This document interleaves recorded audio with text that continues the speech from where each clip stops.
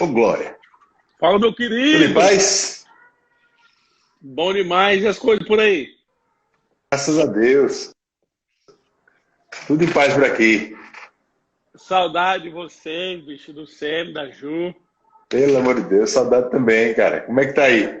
E a buchuda, como é que tá? Rapaz, tá firme e forte aqui na gravidez, viu? Mas tem tudo Brincadeira corrido não. bem, graças a Deus. Tá para nascer no finalzinho de junho, dia 24, 25, por aí. Entendi. Bom demais, bom Mas demais. a gente tava com a passagem comprada aí, eu, né? Ela Ana não ia, mas eu tava indo aí na reunião de pastores. Mas Pois é. Deus vai preparar um novo tempo. Esse ano ainda aí, a gente vai dar uma passada aí. Venha, venha mesmo, vai ser bom, com certeza. Obrigado aí, pastor Borba, de estar nos disponibilizando o seu tempo aí, da sua família, na sua casa. A gente sabe que o intuito é abençoar pessoas mesmo. E a gente está animado. Estamos animados aqui para ter uma noite contigo, vai ser uma benção. Amém. Gostei da barba, viu? Então, a Ana pediu e na verdade, eu não ligo dela assim. Eu acho que dá para manter, né? Eu não gosto do processo, porque para ficar assim tem que esperar umas 3 semanas, senão a minha barba demora, É, tem né? que esperar, tem que ter paciência, mas vale a pena, vale a pena. Agora que tá belezinha, aí dá para manter, o pessoal respeita mais, tô brincando. Mas é bom demais. Pastor Borba, a gente está tendo umas semanas bem abençoadas aqui. Semana passada a gente teve lives poderosas, né? Com o Humberto, o Guto, o Jânio, pastor Edilson. E essa semana também hoje vai ser uma semana top. Tenho você hoje, amanhã a gente vai ter o Thiago Garcia, nosso supervisor aqui da América do Norte. Uhum. Eu queria bater um papo contigo, a gente conversar um pouco, né? A gente tem uma história muito. Você representa muita coisa para nós, na nossa vida. Foi a pessoa assim que a gente teve o contato do Verbo da Vida, né? A gente conheceu o Verbo da Vida através de você. Então a gente tem um carinho muito especial por você, pela sua família, né? A Ju lá de Bauru, tudo e tudo que Deus tem feito na vida de vocês. Então, para Uhum. mim é uma honra estar com você aqui nessa noite. Queria começar dizendo isso, tá bom? Obrigadão, obrigadão. Borba, eu queria conversar hoje. Porque assim, eu tava meio assim, né? Pra ser bem na sincera. O pessoal sabe que o pastor é sincero, viu? O pessoal nosso de Orlando. Eu tava assim, bem, rapaz, vamos ver como é que tá a expectativa, como é que vai ficar essas coisas a respeito da escola nossa, né? Aham. Mas o Guto tava online 5 minutos, bicho. Ele já bora, vamos abrir essa escola vai sair esse ano, é isso aí mesmo, tem que avançar. Então eu falei, rapaz, eu tô crendo também no meu coração, estou com um pouco de cautela, né? Aham. Então eu queria aproveitar esse momento para a gente conversar também e você explicar como que surgiu a escola bíblica Verbo da Vida, que vai ser a escola que nós vamos ter aqui, né? Como é que qual que é o intuito, o que que vocês como diretoria do ministério pensaram, desenvolveram para atender Uhum. nossas igrejas que estão fora do Brasil? Falasse um pouquinho de modo geral dessa escola para o pessoal. Bom demais, bom demais. Primeiro, prazer, viu, estar aqui também. É, maravilha, uma honra. Eu vi um monte de gente aí dando boa noite, falando, um abração. Marcão tá aí, eu vi Abraão aí também, tem um monte de gente aí daqui e daí. Bom demais, gente. Fica aí ligado, tem muita coisa boa hoje. Então, há uns, acho que 3 ou 4 anos atrás, né, a gente vinha conversando sobre a necessidade da gente ter uma escola um pouco mais flexível, né, que fosse mais objetiva, mais flexível, que não desse tanto, não tivesse uma estrutura tão complexa como o Rema tem para ser Certo, montado, principalmente fora do Brasil, porque certo. em alguns lugares a gente se deparava com algumas necessidades específicas que a gente não poderia flexibilizar o Rema para estar ali. Uhum, Então, a gente começou a montar, né? A gente começou a pensar no projeto de uma escola que fosse tão boa quanto o Rema, que abordasse os mesmos assuntos, mas que a gente pudesse ser um pouco mais objetivo nela, mais direto e pudesse remir melhor o tempo e ao mesmo tempo, ter uma flexibilidade nela para aplicar em lugares com necessidades diferentes, né? uhum, Principalmente fora do Brasil, né? A gente ficou pensando em lugares como Londres, como Orlando, como o Japão, né? Lugares que são bem diferentes uns dos outros e muito diferentes aqui do Brasil. Então, a gente viu que tinha necessidades bem específicas, né, de terem brasileiros nesses lugares, mas às vezes os brasileiros não estão morando lá, como é o caso de Londres, por muito tempo. Né, eles Sim. passam alguns meses e precisam voltar, alguma coisa assim ou não. E a gente começou a pensar sobre necessidades diferentes e o Rema é para a gente, mas o Rema ele tem uma estrutura que já está montada. Né? A gente não tem flexibilidade para ajustar, para mudar dias de aula com muita frequência, para alterar carga horária, para diminuir ou aumentar o número de matérias. Então, a gente precisava de uma escola que tivesse essa flexibilidade para aplicar em alguns lugares onde a gente sabe que não daria para ter o Rema, até por causa de outras coisas locais também. Né? Então, a gente começou a pensar nisso e eu comecei a estudar um pouquinho sobre até cursos online também, cursos EAD, né?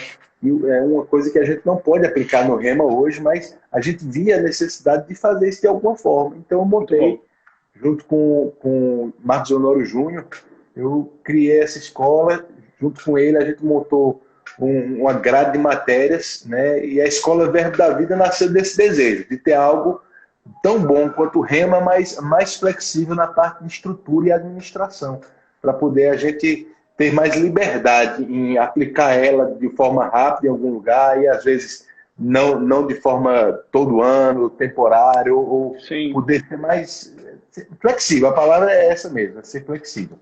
É interessante falar, Borba, se eu estiver falando coisa errada, você me corrige, tá? Que a gente fala de flexibilidade no sentido de que a administração é 100% do Verbo da Vida, né? É uma escola Exatamente. Idealizada pelo Verbo da Vida, porque o Rema, do Brasil, a gente tem uma parceria com os Estados Unidos, né? Uhum. Então Exatamente. a gente anda numa clareza, num acordo com eles. Mas não é flexibilidade em relação a nenhuma maneira de regulamentos, de doutrina, de nada, né? Não é isso. Pelo contrário, né? Essa flexibilidade é mais no sentido administrativo, como você disse, né? De precisar mudar, adaptar alguma coisa e a gente resolver tudo entre nós. E também, eu acho legal também falar que é uma escola que vem de quantos anos de experiência, Borba? Quando foi a primeira escola que o pastor Bud estabeleceu? 1990, eu não lembro. 92. 92, né? Oficialmente em Campinas, né? Já teve algumas em Guarulhos que aconteceram antes, mas a oficial mesmo da Vida começou aqui em Campinas em 92. E é legal dizer que quando começou também não era Rema, né, Borba? Não. A gente começou com essa ideia, né? De ser uma escola própria do Ministério. Chamava Centro de Treinamento Bíblico Verbo da Vida.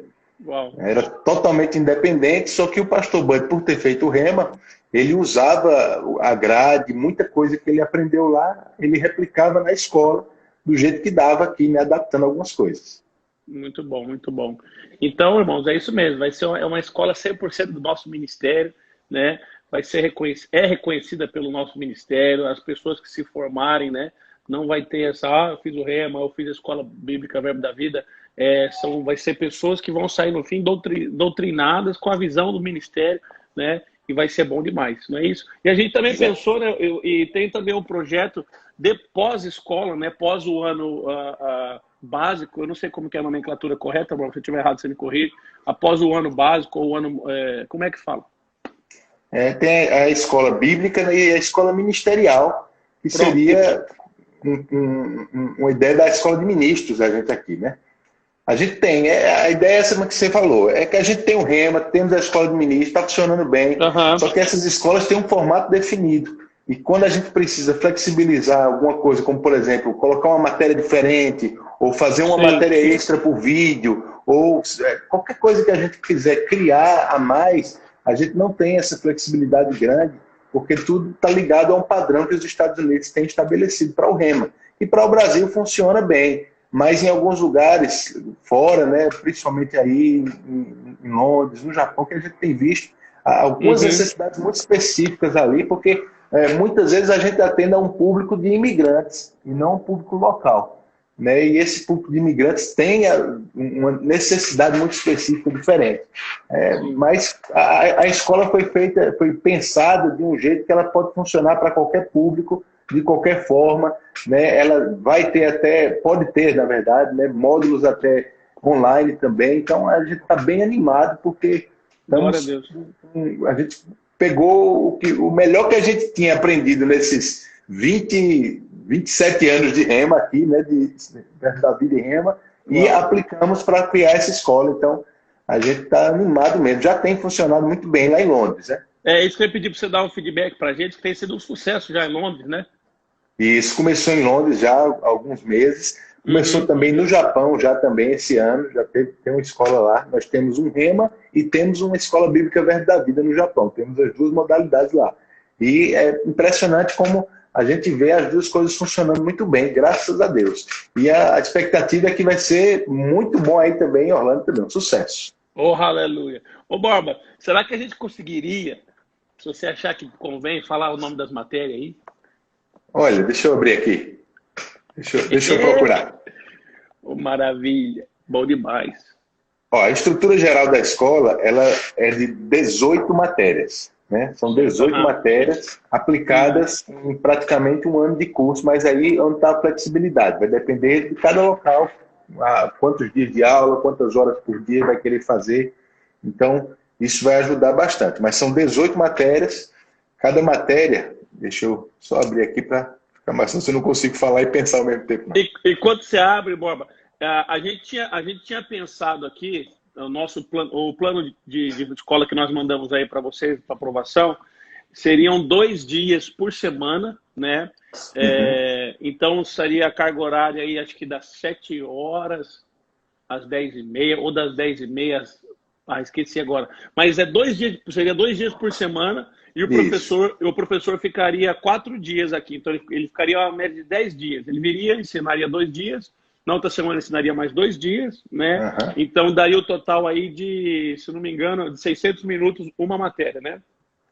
São 18 matérias, eu abri aqui. Cada matéria ela tem 12 aulas, né? 12 aulas.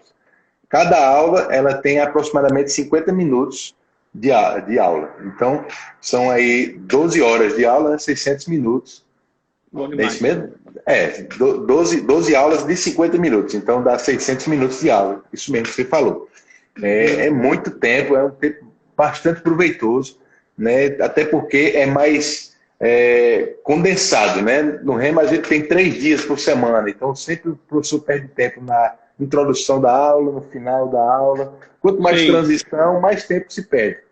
Quando a gente tem 2 aulas só, com um pouco mais de tempo, vamos ter aí mais ou menos 3 aulas por dia, então o professor perde menos tempo, ele já está no ritmo da aula ali, a gente consegue ganhar muito tempo com isso aí, e além disso a gente consegue ter materiais não presenciais também, aulas em vídeo que a gente pretende adicionar, módulos de livros também, né? Cada matéria ela é conectada a um ou mais livros da nossa editora, que vão servir de base para aquela matéria. Então, vai ser um material bem robusto mesmo. Amém. Eu tinha pensado assim mesmo. Eu fiz 3 aulas de 50 minutos, né? Vai dar aí o quê? 150 minutos, dividido por 2, né? Aí, então, seria 1h15. 1h15, um intervalo, e 1h15 de aula. E realmente, o que você falou, vai ser sensacional. Porque também o nosso perfil aqui, 3 dias de aula seria demais. Aqui a cidade é muito grande, né? Muito espalhada. Então, a pessoa viajar, tem pessoas que vai 15 minutos, 20, pessoas igual eu, que vai 40, tem pessoas que vão um pouquinho mais, né? A Paula e o Bira tá aí também, moram um pouquinho longe, tem o pessoal que mora um pouquinho mais longe. Então, vai ser bom a gente fazer em 2 dias, porque também ajuda o pessoal nesse trânsito, quando chega, né? Quando faz as coisas para a aula, vai ajustar. E vai ser bom demais. Você conseguiu as matérias, hein? Consegui. Tá aqui, ó. Olha só, a gente tem, como eu falei, 18 matérias no módulo da Escola Bíblica, né? ABC da Fé, Autoridade da Fé, Cura Divina, Prosperidade Bíblica, História da Redenção, o Espírito Santo, a Doutrina de Cristo, Panorama Bíblico, Conhecendo o Pai, Relacionamento com Deus, Liderança Cristã, Fruto em Santidade, a Grande Comissão, o Plano Divino para a Família, História da Igreja Cristã, Graça, Dons Ministeriais e Ministrando a Palavra, que não pode faltar. Né? Eita, isso é bom. Rapaz, eu fiquei animado só de ouvir as matérias, meus irmãos. Pensa que vão ser 4 noites intensas, de 3 aulas Intenso aí, demais. né? Praticamente quase 2 horas e meia de matéria para a sua É, vida. Vai ser um sucesso. A gente está animado mesmo com essa escola, com tudo que vai fazer aqui. maravilha, é um sucesso. É onde já tem sido, onde já tem funcionado, né? O pessoal está gostando muito, muito mesmo. Bom demais. Muito obrigado, pastor Borba. Eu queria mudar então um pouquinho para a nossa live, para você também ministrar um pouco pessoal e dizer para nós como é que tem sido esse tempo no Brasil. Tem sido um pouco diferente do nosso aqui, né? Por causa de algumas regras locais, tudo. Mas como é que tem sido a igreja? Como é que tem sido? Como é que você tem ministrado para o pessoal? Qual que é a palavra que você tem dado para eles para passar esse tempo que nós sabemos que já estamos passando e estamos indo para os finalmente, né? Aqui em Amém. Orlando mesmo, hoje, o governador anunciou que segunda-feira vai começar a abrir, né? Vai abrir em fases, né? Por exemplo, lojas e restaurantes vão poder trabalhar 25% da capacidade, mantendo o espaço social, mantendo Uhum. algumas regras, né? A gente também, semana que vem, já vamos voltar com as nossas atividades na igreja. Mas eu Coisa queria boa. que você falasse para nós o que você tem dado aí de alimento, que tem transmitido para as suas ovelhas aí, para nós ser abençoado também aqui. Amém, bom demais. Aqui está sendo bem desafiador, né? A gente começou aqui no susto mesmo, porque a gente ouvia as notícias lá fora, mas parecia uma coisa distante demais, que não parecia que ia chegar no Brasil. De repente chegou e todo mundo mandou fechar tudo, né? Os governadores e os prefeitos aqui, eles ficaram bem temerosos, porque a falta de informação, a falta de conhecimento mesmo sobre a doença, sobre o que estava acontecendo, né? Deixou todo mundo apavorado. Então, as medidas a gente vê hoje que foram até além do necessário para o momento. Né? Então, tudo fechou, a gente já está aí há 5 semanas, né? sem ter cultos na igreja, sem ter aulas no Rema presencialmente, né? Comércio fechado também. Então, a gente começou a pensar mesmo como é que ia fazer, né? Desde o começo, Deus me deu uma palavra muito, muito forte dentro de mim, que é que num tempo de crise como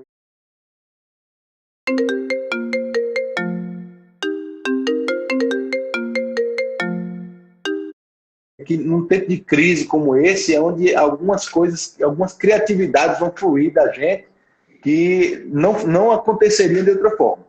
Né? Deus ia dar sabedoria mesmo para a gente criar ferramentas, criar métodos que de outro jeito a gente não ia fazer e que muitas dessas coisas vão continuar depois que isso tudo passar.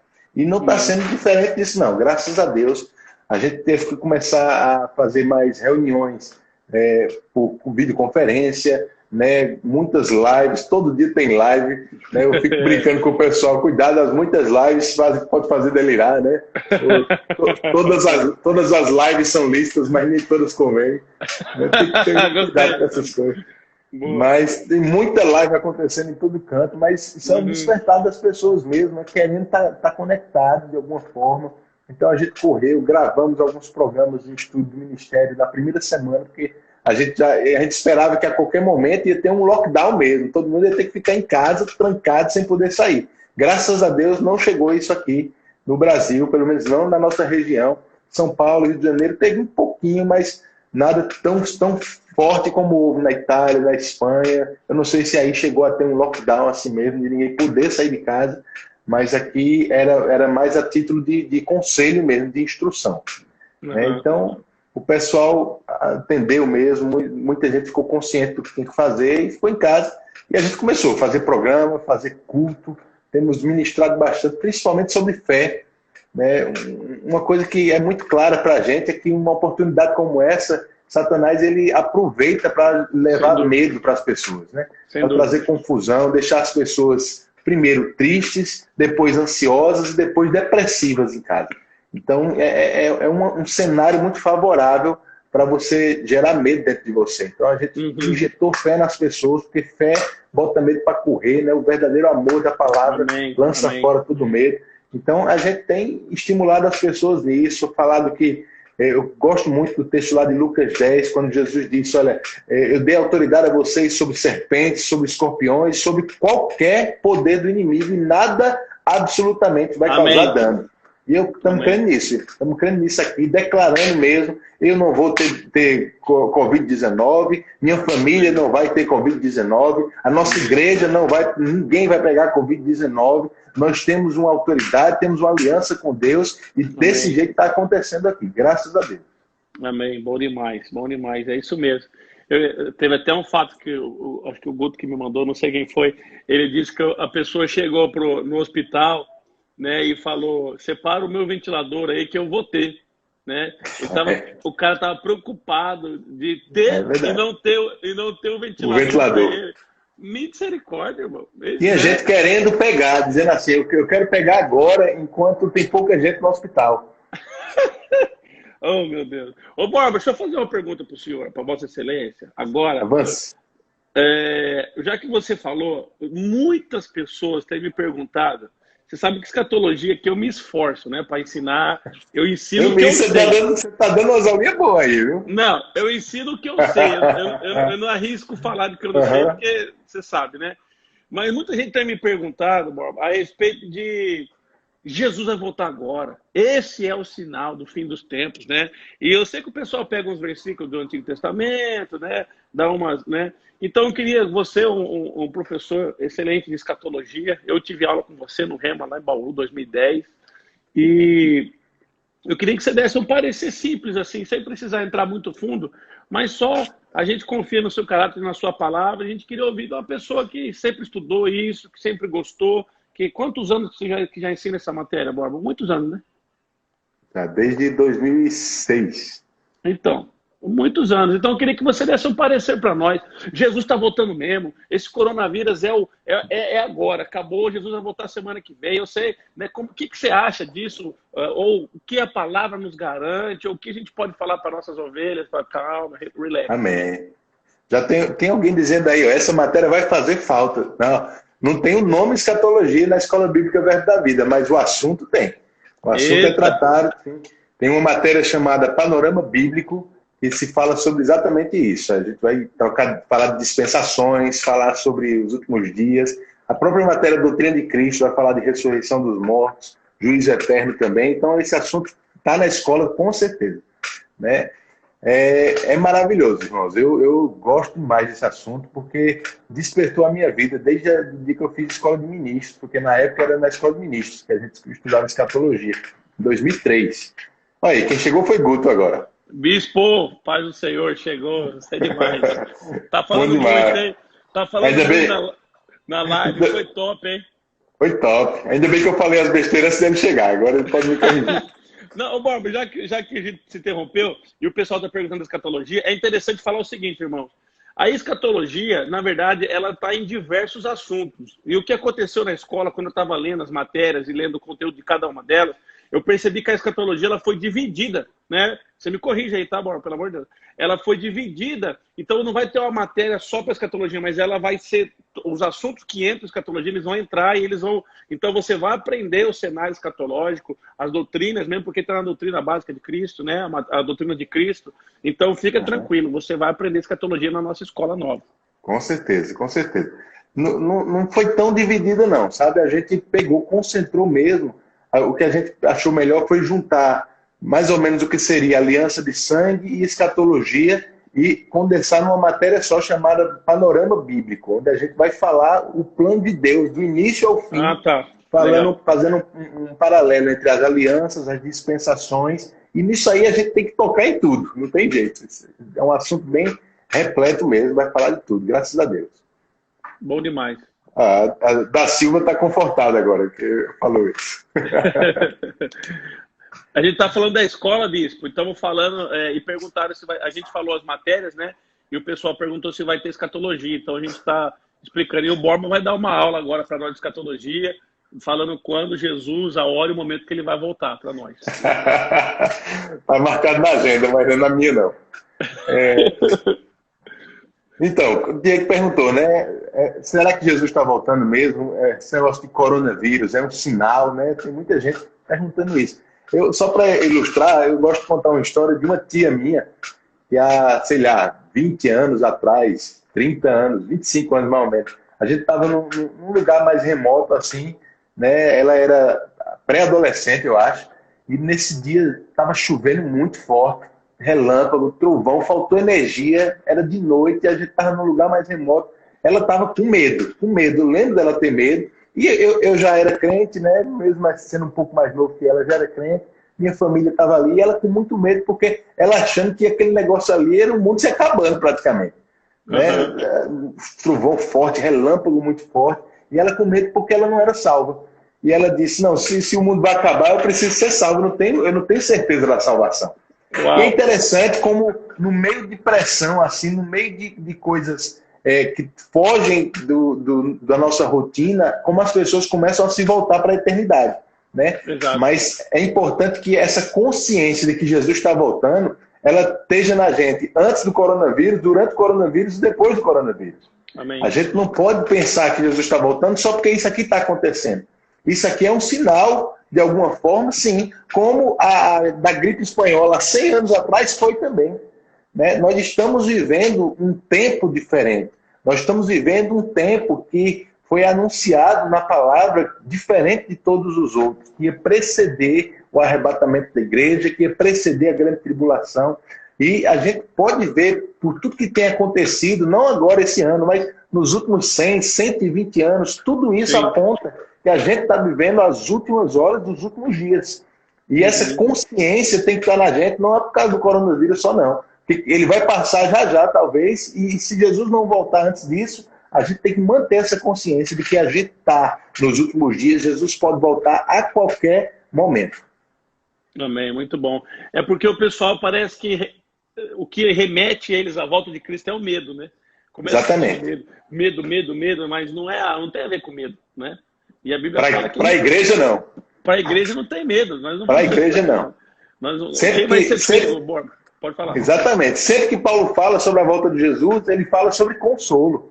Consolai-vos uns aos outros com essas palavras. Amém. Era para servir de consolo, de alívio para a igreja, saber que Jesus está voltando e logo a gente vai se encontrar com ele.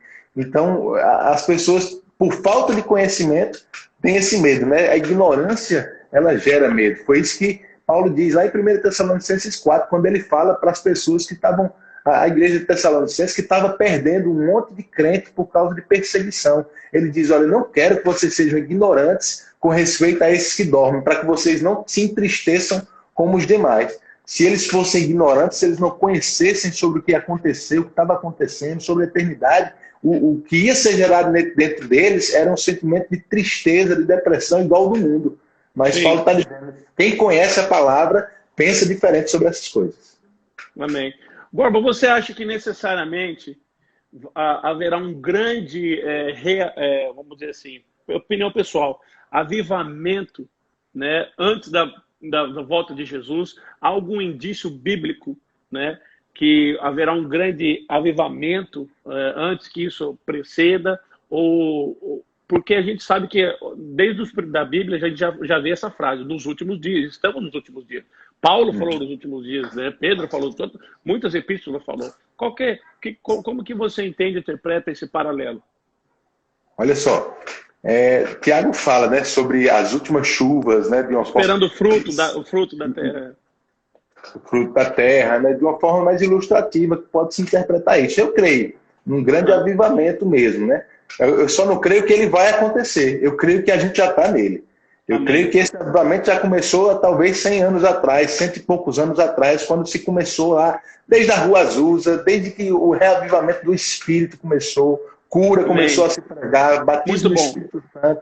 Nós já estamos nele, ele só está se aprofundando. A gente não pode pensar que Deus trata as coisas em período de dias ou de meses. Um avivamento para Deus, ele talvez dure séculos, décadas. Né? E eu acredito que a gente está nele mesmo. Nós estamos nesse avivamento, nós estamos vivendo esses últimos dias. Eu creio que nós somos a geração que vamos dar as boas-vindas a Jesus, sim. Oh, aleluia. Isso que você falou é lindo, porque fica na expectativa de esperar, mas um dos motivos para mim, um pouco que eu estudei, e eu creio, você me corrija se estiver errado, é realmente essa globalização, né? Quando que a gente poderia saber o que está acontecendo lá na China, o que está acontecendo... Ou quando que a gente poderia pregar o evangelho de uma maneira tão rápida e eficaz e cobrir praticamente o mundo inteiro? Essa globalização faz parte desse cenário, né, Bob, nos últimos dias? Com certeza. Sobre o coronavírus, por exemplo. A Bíblia fala que vai ter pestes muito grandes durante os 7 anos de tribulação. Né? Tem muitas coisas horríveis que vão acontecer durante os 7 anos de tribulação. Só que essas coisas não vão começar do dia para a noite. Lucas diz, lá em Lucas 21, que quando a gente vê essas coisas começando a acontecer, a gente podia levantar a cabeça para o céu, porque a nossa redenção está mais perto agora do que estava no início. Uau! Então, a gente vai ver o mundo se organizando para que tudo que está profetizado na tribulação aconteça de forma natural, por dizer assim, né? Não vai ser uma coisa do nada. Você imagina, a gente estuda sobre epidemias, pandemias na história, está se falando muito sobre isso nas mídias, né? Mas a primeira grande pandemia mundial foi há exatamente 100 anos atrás, que foi a gripe espanhola. Antes dela, por mais que tivessem doenças muito, muito contagiosas no mundo, elas não alcançaram todos os continentes, como a gripe espanhola, como o coronavírus, como outras desses últimos 100 anos alcançaram. As pessoas não viajavam, né? Exatamente, não havia avião. O asfalto foi inventado há 100 anos. Então a gente está falando de coisas que foi ontem.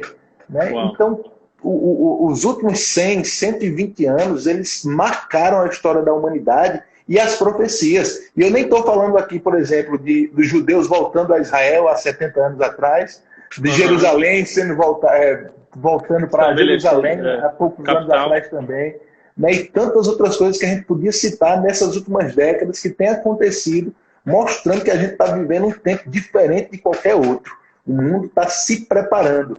Né? Jesus fala, olha, preste atenção à figueira e a todas as árvores, porque quando vocês veem elas dando folhas, vocês sabem que está próximo o verão. Então, a gente está vendo as nações se organizando. Tem algo para acontecer. Não é por causa desse ano, nem do ano passado, é das últimas décadas que temos vivido. Tem algo para acontecer e vai acontecer logo logo. Oh, aleluia, bom demais. E uma das coisas que a escatologia traz para nós, a gente, quando começa na aula, eu lembro quando eu comecei, eu falei, quero ver quem que vai ser julgado, quem não vai ser julgado, o que nós vamos receber, como é que vai ser, se eu posso perder minha salvação, se eu não posso. Mas isso não tem nada a ver, né, Borba? Uma das coisas básicas que gera no nosso coração, quando a gente estuda a escatologia, é entender essa consciência de eternidade, essa consciência de que a vida nossa aqui é passageira, como diz em Pedro, nós somos peregrinos, estamos de passagem aqui, porque é muito fácil, né? Depois a Bíblia vai falar também em Timóteo que o bom soldado não se envolve com as coisas deste mundo, mas a sua vontade está em satisfazer aquele que o arregimentou. Então a gente precisa, como igreja, por isso que faz parte das doutrinas básicas também, a gente criar essa consciência de que nós estamos de passagem. Nossos sonhos não tem que ser todos aqui nesse lugar. Nós temos que sonhar aqui, sim, ter planos, ter projetos, mas conscientes de que nós estamos fazendo, nós estamos levando pessoas para Cristo, caminhando nesse propósito eterno. Eu gosto de dizer aqui, pastor Borba, que a gente sempre tem duas funções. Ou você trabalha em linha direta para o reino, ou você vai trabalhar também secularmente, tendo recursos para ajudar quem está na linha de frente. Não tem.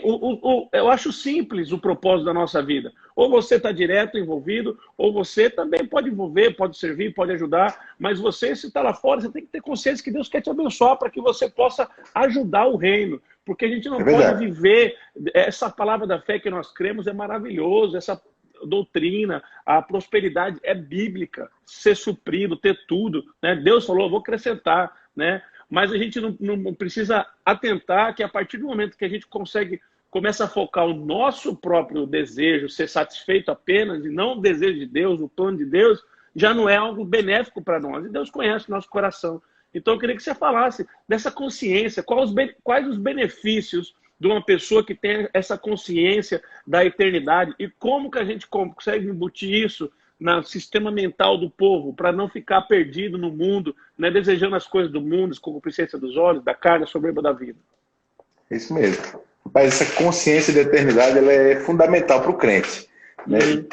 Paulo, quando ele estava falando sobre ressurreição dos mortos, lá em 1 Coríntios 15, ele diz assim, olha, se você não entende ressurreição, se você não crê em ressurreição, você deve ser o mais infeliz de todos os homens. Uau. Né? Porque se tudo que esperamos em Cristo é apenas para essa vida, a gente é o mais infeliz de todos os homens. Então, olha só isso. Sabe, irmãos, a gente prega e é saudável demais. Tudo que nós somos em Cristo hoje, que nós temos como direito em Cristo hoje, desde prosperidade, desde cura, desde proteção, autoridade, tudo isso é maravilhoso. Só que Hebreus diz que tudo isso é só vislumbres do que a gente vai ter na eternidade, né? São sombras dos poderes do mundo vindouro. Então, a gente está desfrutando de algo que a gente vai ter numa abundância lá. E é interessante a gente ter essa conexão. Quando os discípulos, aquele texto de Lucas 10 que eu citei para você ainda agora, né? Os discípulos voltaram pulando de alegria. Senhor, no teu nome até os demônios se submeteram.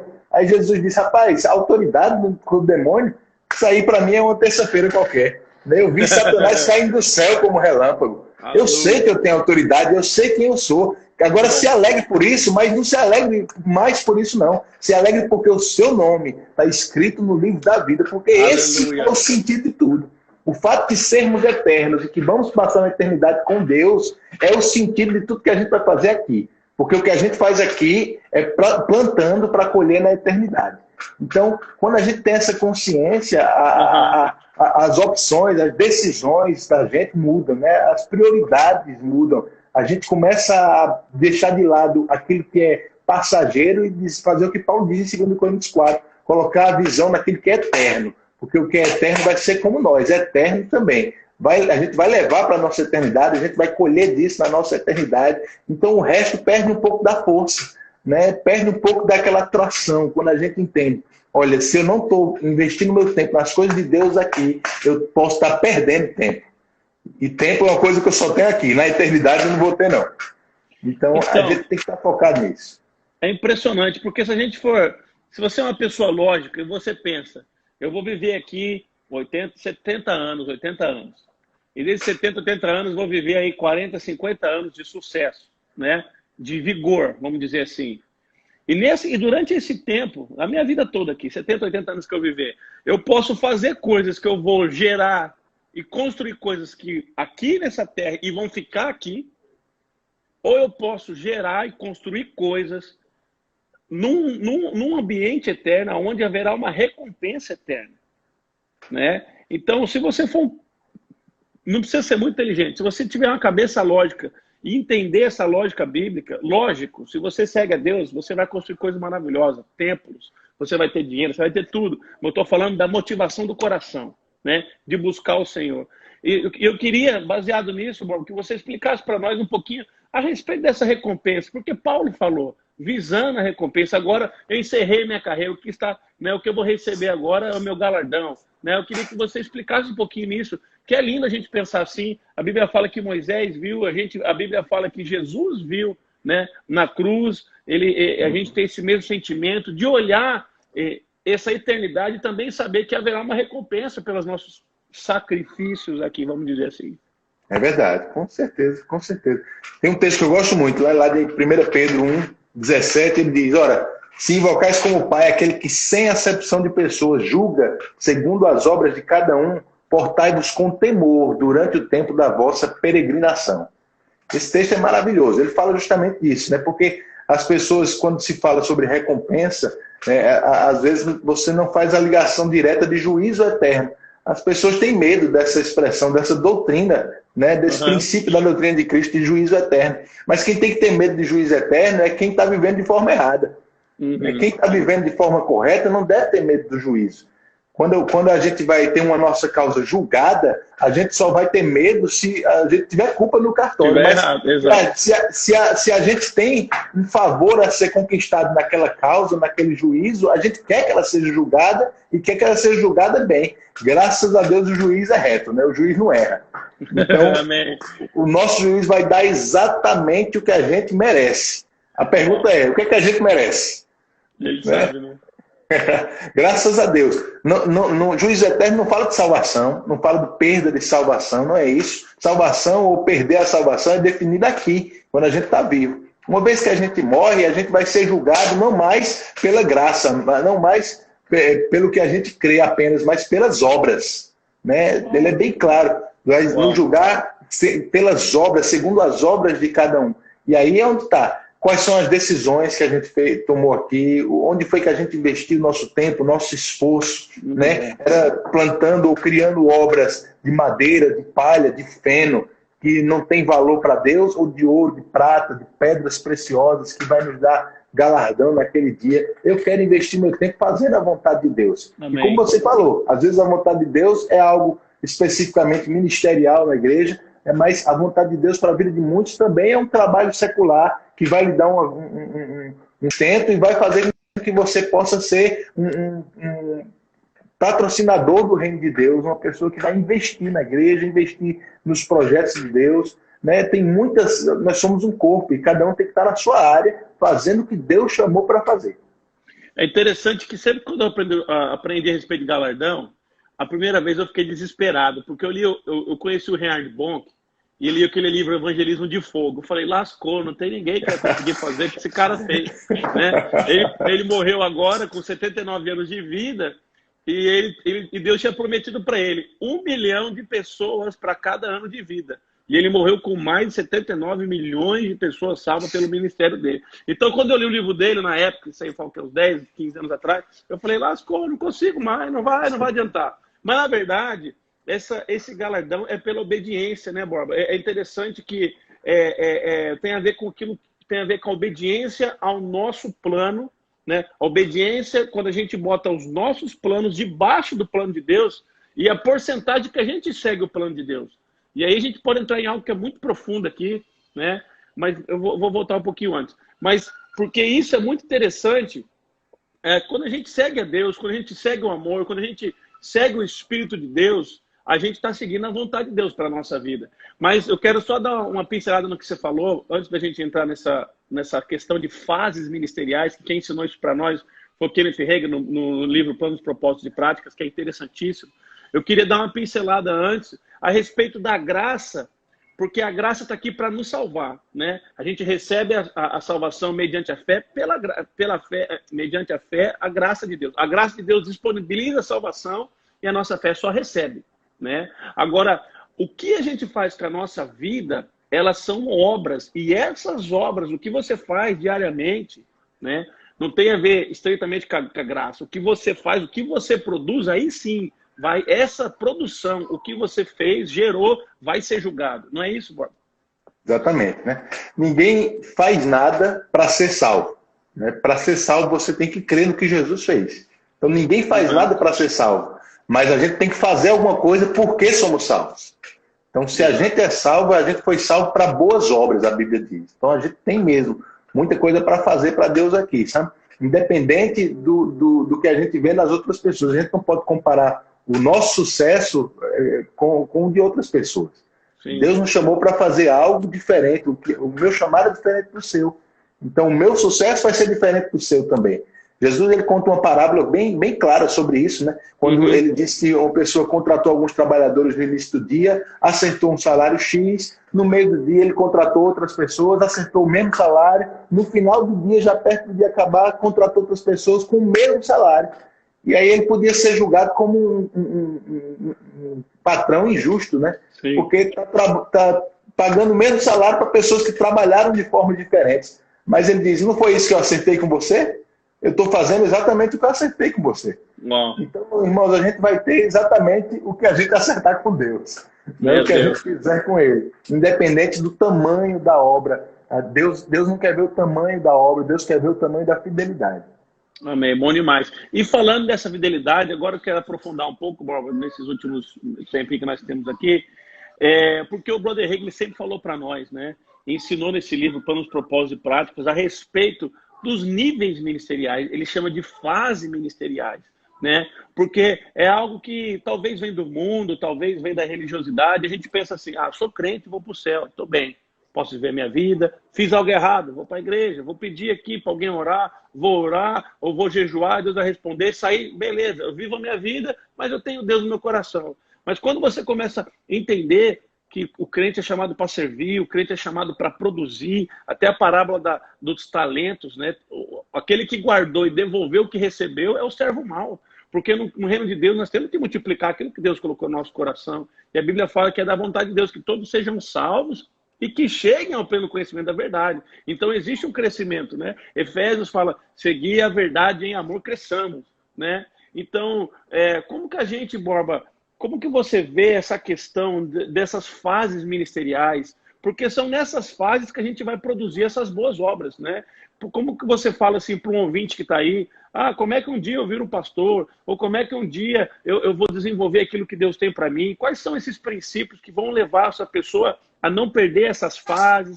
Aí a gente está falando de processo, de treinamento, enfim, desenrola o manto. Ó, eu vou falar como Deus tratou comigo sobre isso, né? Uhum. Você imagina que a gente está crescendo, né? A gente está crescendo espiritualmente, está crescendo ministerialmente também, avançando naquilo que Deus nos chamou para fazer. Mas esse crescimento nem sempre é uma reta inclinada, assim, uma ladeira, né? É como uma escada, né? Que vão ter degraus. Okay. E você vai ter que passar por fases diferentes nesses degraus. E o Senhor falou comigo, olha, tem duas coisas que são muito importantes para o crescimento. É fidelidade e habilidade. Fidelidade e habilidade.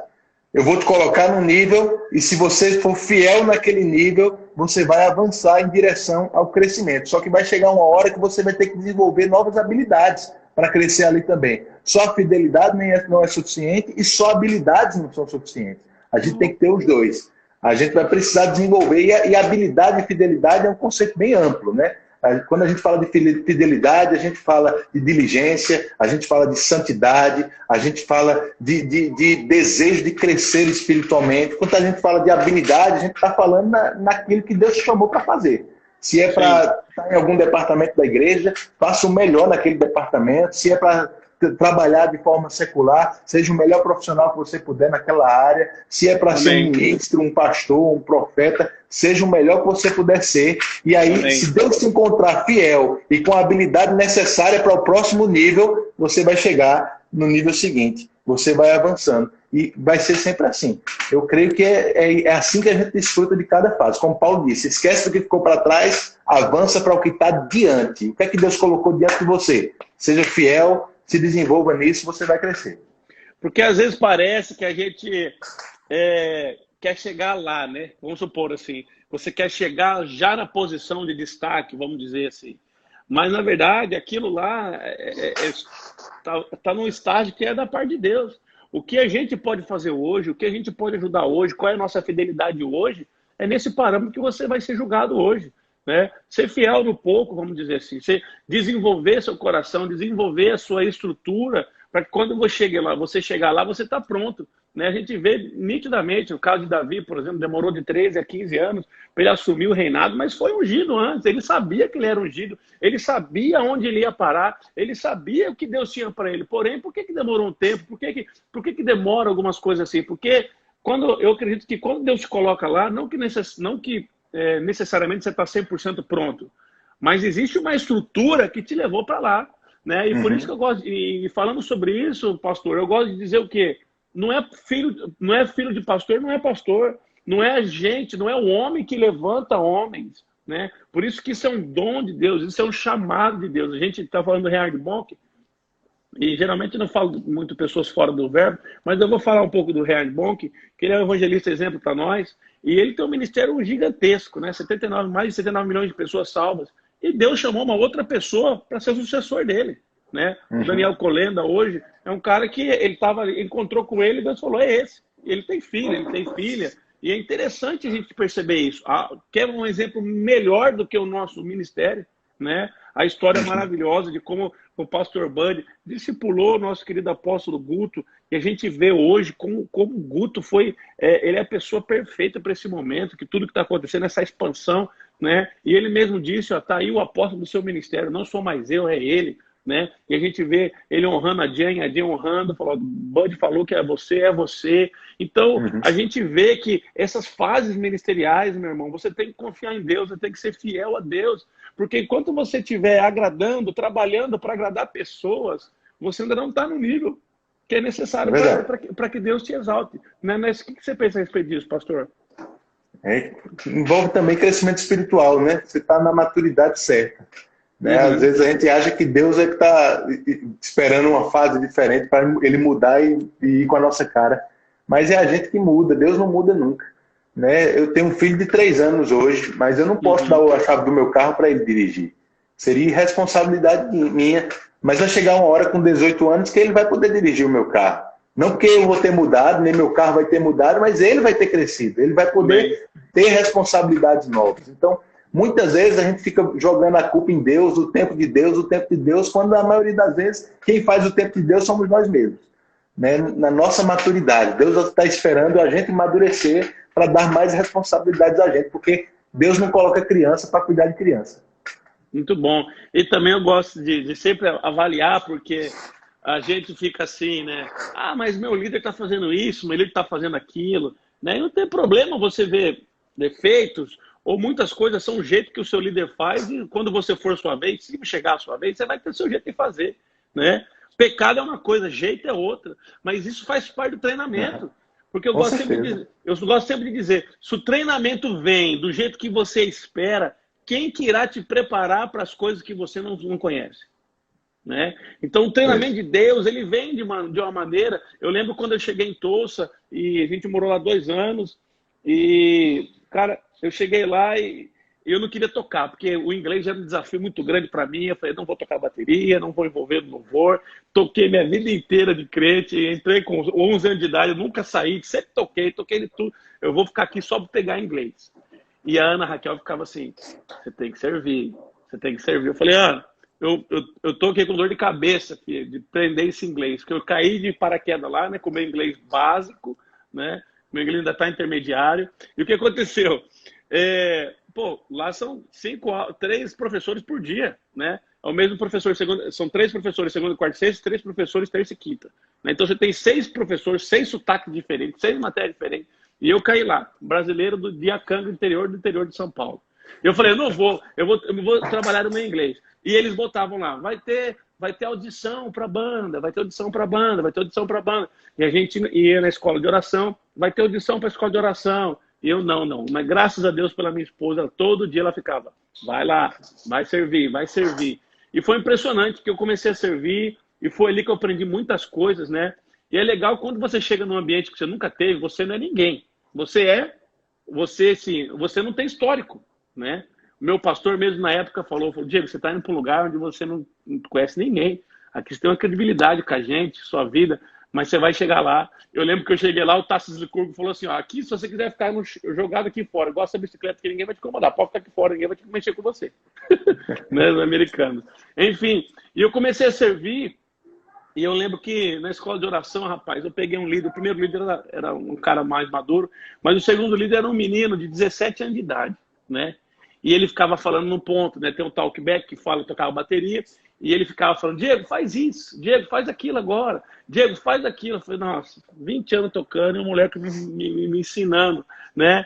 E aquilo, rapaz, e ali o pessoal caindo, babando no espírito, voando, né? Derrubando todo mundo, eu aqui dentro, desgramado, nossa, vontade de tacar uma baqueta nessa cabeça desse moleque, né? Rapaz, eu tava. E foi uma luta, assim, nossa, depois de velho, eu tocando música, eu já sou músico e o moleque querendo me ensinar, né? Mas isso tudo por dentro, por fora eu tô aqui, 100% adorando, olho fechado, né? Sorrindo, né? E eu falo, pai, o que é isso, né, meu? Eu falo, é treinamento, cara, é treinamento, você tem que aprender. Tem que aprender a controlar, a lidar. Você não precisa se defender, você não precisa jogar suas credenciais, você não precisa falar quem você é, não precisa ganhar seu espaço. O seu espaço vai vir naturalmente. Como é inconveniente uma pessoa que chega e quer ganhar o espaço forçado, né? Quer falar, Meu, isso aí não existe. Então, é interessante a gente manter esse coração humilde. Irmão, vou falar para você. Você está sendo treinado nesse momento exato da sua vida. Tem pessoas que estão na sua vida mesmo para você ser incomodado, para você ajustar algumas coisas. E o resultado disso é só é crescimento. E crescimento às vezes dói. É interessante isso aí, Diego. Pensa comigo aqui, ó. Quantos contatos você fez enquanto estava lá no grupo de louvor em Tulsa? Até hoje tenho. Conhecer as amizades, entender os bastidores de uma igreja, de fato. Aí eu penso, para a posição que você está hoje como pastor, você não precisaria saber tocar bateria. Não é a sua função principal. Agora, para chegar aí, você precisou saber. Se você não tivesse aprendido desde criança, desenvolver essa habilidade que talvez hoje você não precise mais, você não teria chegado aí. Então, é isso que eu falo quando eu falo de desenvolver habilidades. Às vezes a gente está procurando desenvolver uma certa habilidade que a gente acha que vai usar lá na frente, quando Deus está chamando a gente para outras coisas, que a gente não enxerga a utilidade disso naquela hora. Mas se Deus está botando isso diante da gente, a gente precisa ir para cima disso. A gente precisa desenvolver. Eu vejo hoje quantas coisas eu aprendi desde criança que me fizeram estar na posição que eu estou hoje. E se eu não tivesse me deixado aprender, gastado tempo com aquilo, né? Se eu tivesse pensado, não, eu vou ser pastor um dia, para ser pastor, o que é que eu preciso? Não é assim que as coisas funcionam. Para eu fazer o que Deus me chamou para fazer agora, o que é que eu preciso? É assim que funciona. E se você for fiel no agora, você vai chegar no que Deus tem para você amanhã. Bom demais. E algo que eu sempre falo, o trabalho ministerial, irmão, é servir, né? Jesus falou, eu não vim para ser servido, mas vim para servir. Né? Nos últimos momentos ali, nos últimos dias, ele lavou o pé dos discípulos, né? Pedrão falou, não faz nada não, não lava meu pé não. Não, se não lavar, você não tem parte não, lava tudo, né? Empolgado. Mas a vida é assim, né? A gente precisa servir. Porque às vezes, pastor, o pessoal olha e vê a oposição que tá, ou às vezes vê alguma cena, né? Vê, tá sentado com a diretoria, ou o jantar da diretoria. Irmão, isso aí para nós não serve de nada. Isso aí, vamos dizer assim, esses privilégios, eles são incomparavelmente menor com a responsabilidade que o ministério representa para nós. Né? Então a gente busca agradar a Deus, a gente busca fazer a vontade de Deus, aquilo que Deus tem para mim. Deus fala, Diego, põe outra aí, vaza, vai para Afeganistão, amanhã eu tô lá, eu, minha esposa, meu filho, nós vamos prosperar, nós vamos avançar e tudo vai dar certo. Deus é fiel, irmãos. A vontade de Deus, o lugar que Deus tem para você, lá é o lugar onde você vai ser feliz. Amém? Bora, dá um beijo pro pessoal, dá as recomendações finais. Temos aqui 1 minuto e 30 segundos. Muito bom falar contigo. Não deu nem tempo, mas dá pra gente começar a matar a saudade, mas manda um beijo pro pessoal. Em breve nós vamos estar juntos, se Deus quiser. Amém, amém. Amo demais essa igreja, o pessoal daí. Fui muito bem recebido todas as vezes que eu estive aí. Amo muito vocês, viu? Vai passar esse tempo e logo, logo a gente vai estar junto. O Diego vai vir aqui, eu vou estar aí com vocês também logo, logo. Vai ser bom demais, gente. Obrigadão, viu, pelo convite. Um beijo para você, para Ana, para João Marcos, para Miriam, para Moedene, todo mundo tá aí. Bom demais. Obrigado por você, por dar esse tempo para nós, sacrificar a família aí. Beijão para a Ju que está nos acompanhando. Saudade do Sam. Tá falando demais, tá grandão. Tá no quarto trancado com ela ali. Vai dar certo, vai lá libertar a família. Tá? A Ana tá aqui também. As coisas devem estar dormindo. Graças a Deus. Oh, aleluia. Bom demais, Borba. Te amo, viu? Também, viu? Um beijão. Saudade. Tamo junto. Pessoal, amanhã, 8 horas da noite, nós vamos ter o Thiago Garcia, nosso supervisor, tá? Vamos ficar junto. Amanhã, 8 horas da noite, Thiago Garcia, top dos top das galáxias. Eloquência de Paulo, de Apolo, misturada, triunfada. O Thiago vai ter uma palavra poderosa para nós amanhã. Amém? Então fique conectado. Amo você e a gente se vê. Verbo avança. Diga comigo aí. Verbo avança. Amo você.